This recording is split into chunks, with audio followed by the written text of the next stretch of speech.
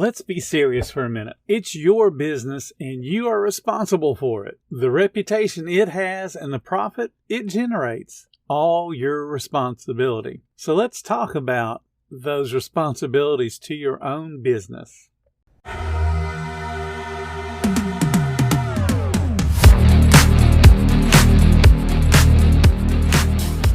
Welcome to the 10-Minute Food Truck Training Podcast. My name is Bill Moore. I am a food truck business coach, author of 5 food truck vending books, including Food Truck 101 and Food Truck 201.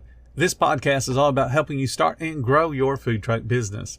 This episode is being sponsored by our friends at Table Needs. If you're a food truck owner searching for a simple yet powerful system to run your food truck business, let me tell you about Table Needs. Table Needs is the complete package, offering a robust point-of-sale system with baked-in QR code menu ordering, a KDS, and automated sales tax, plus hands-on customer support that works with you to help you grow your business. For more information, visit tableneeds.com or find them on Facebook. Now on with today's topic. This was an answer that was given to a post on a public Facebook group, and this is a direct quote. Contracts and minimums. If you have a minimum per hour, then there's no problem if you're having a slow lunch because you're being compensated by the hour. If you can't get them to accept a minimum, then have a contract that states, if I make less than this much for the 2 or 3 or 4 hours, depending upon what you want to put into your contract, that you will be taking off because you will be paying out of the pocket to sit there. Either way, this should cover you. Unquote. As hard as that was to read, basically the person is saying, put a minimum in your contract that says you'll get so much per hour, and if you don't get that much, you're free to leave. Now, what prompted that very clumsily worded response was a question from an anonymous participant, and it was, I'd like to get some feedback. Yesterday, we were posted at a beer garden. They're open from 12 to 8, and we said we would like to be there from 1 to 7. It's our first year, and I acknowledge that we should have asked more questions up front, but between 1 and 4 p.m., we did 4 tickets. It was our worst event to date, and we were losing money just being there. The owner wasn't there, but the worker said she'd understand if we left early, so we did. This morning, my husband has a text from the owner stating that we were committed to 1 to 7 and should have been there the whole time. Apparently, they got busy between 6 and 8. My husband responded that we wish we would have known their busy time so we wouldn't have shown up so early. The owner responded that there's some local events going on during the day, so that would have been hit or missed before 5 p.m. Again, no communication about that and no acknowledgement on his end that he could have communicated better. Would you guys have left early or stuck it out? Based on what the owner has been saying to us, we don't even want to go back. Unquote. A lot of information in that post, and not a bit of it is accepting responsibility for their own actions or their own business. These kind of problems pop up all the time. We get these questions on all the Facebook groups, and we typically get some answer similar to the one I started this with. So let's start with the question. If you feel obligated to post anonymously, my question to you is, what are you hiding from? Your business and your location could help us to give you a better answer. But since you decided to ask a business-related question on a public Facebook page, you can expect answers from what? The general public. Trolls love public pages because the rules are much more lax. Everybody can see it. And guess what? Your anonymous post only hides you from the public. The admins and the moderators, they know exactly who you are. And if you really need to hide and be so secretive, you might want to know how Facebook groups work. If you have to go onto a public group and ask an anonymous question because you're too embarrassed about how your business acted, you already know the answer to your question. You were wrong. Now, since we don't know exactly where the beer garden is, we can't give really useful advice. Perhaps the hot weather keeps people in until what time? Oh, I don't know. The sun starts setting and creates more shade, probably around 5 or 6, to make it to where people want to go out to a beer garden that could be out in the open. We don't know because we weren't given enough details. And there should have been zero shock on the brand newbies that the hot afternoon made a beer garden be kind of slow. The beer garden owner mentions local events. As Bill Engvall says, here's your sign. As a food truck owner, it behooves you to know what the local events are.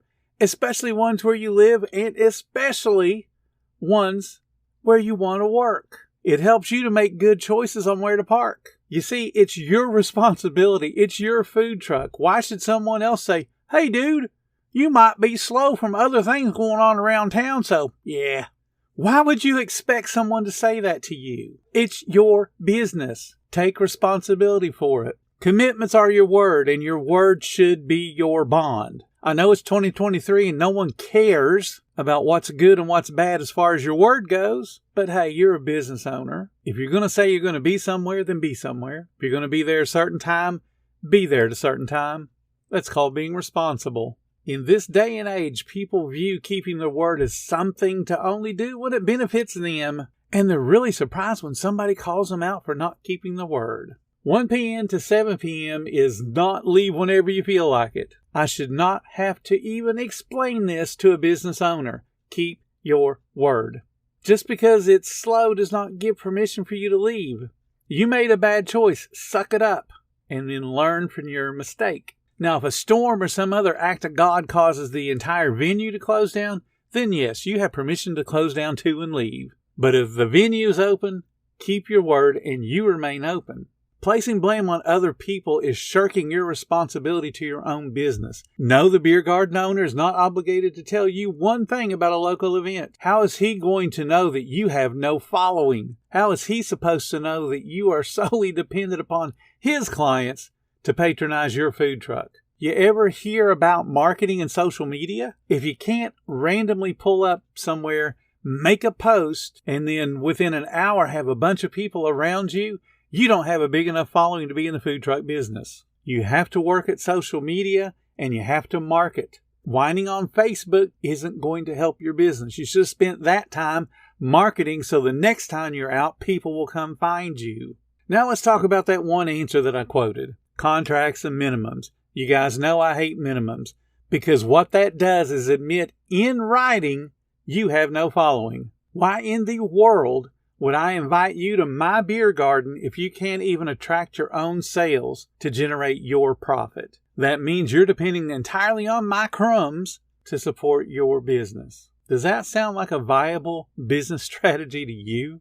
A win-win situation is my beer garden has guests coming to my place to enjoy my beer, and some of them might want something to eat from your food truck. Your food truck coming to my beer garden should bring its own guests, and some of those guests may want my beer. Neither one of us should expect the other one to generate all the guests it requires for us to remain in business. But when you say minimum, you're not a for real business. You just picked up a personal day job, and you're working for who? The person paying you the minimum. Trust me, it would be much less stress for you just to go to a day labor office and pick up a job cleaning up a construction site. You would get just as hot, just as sweaty, and probably generate more money. When someone says I need a minimum, I just say no problem. Rent for you being on my property just has to be double what your minimum is. And you're required to pay before you can set up on my property. I'm the property owner. I carry insurance. I pay taxes. Because you're on my property, my insurance has increased exposure. Are you paying me more? Because if somebody gets hurt and they decide to sue me as well as sue you, my insurance premium goes up. Are you going to give me more to cover that? There are a bunch of little morals in this story. You are responsible for your own sales. You need to learn how to market and build your own following. You should never expect someone else to generate guests for you. Don't post on a public Facebook group when you need specific business advice. You're going to get advice from people that have no clue how to run a business. You're going to get a whole bunch of trolls, and you're probably going to get a whole bunch of your own guests that may recognize the situation. Beer garden. Food truck was supposed to be there, left early. I know who it is. Anonymous posts are to protect people from stalkers and other personal injury, not to protect you and your business from a little bit of embarrassment because you don't know what you're doing. If you don't know what you're doing, I got a Facebook group for you. It's called Food Truck Training. We train people how to be successful. And one of the things that I'll train you on is don't ask for a minimum. Don't go to a business where you can't bring your own following. All of those are sure ways to end up selling your truck at the end of the season. Thank you so much for listening to the 10-Minute Food Truck Training Podcast. If you're finding all the information helpful to your food truck business, please become a monthly supporter of the podcast. Just hit the support button or follow the link in the description. Every little bit does help keep us going. Join our Facebook group. It's called Food Truck Training. We have a whole bunch of awesome members at all different levels, from brand new beginners to decades-old veterans. They've all got your back when it comes to helping you with your food truck. And again, thank you for listening. Come back tomorrow, because I got plenty more to say when it comes to helping you and your food truck business grow.